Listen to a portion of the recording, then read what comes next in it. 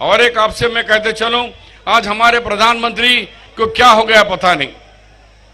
आज हिंदुस्तान 140 करोड़ का आवाम के प्रधानमंत्री है वो नरेंद्र मोदी जी, लेकिन अफसोस कल किस तरीके से बात कर रहे राजस्थान के जलसे में, वो कह रहे हैं कि एक कांग्रेस का मैनिफेस्टो किसी एक मजहब के लोगों के लिए बनाया गया है। शर्म की बात है मोदी जी, तुम्हारे लिए शर्म की बात है।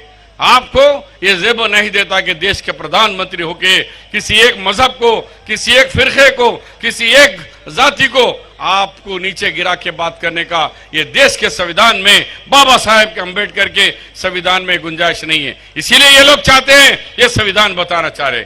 और एक मोदी जी, आपको मंगलसूत्र के बारे में क्या मालूम?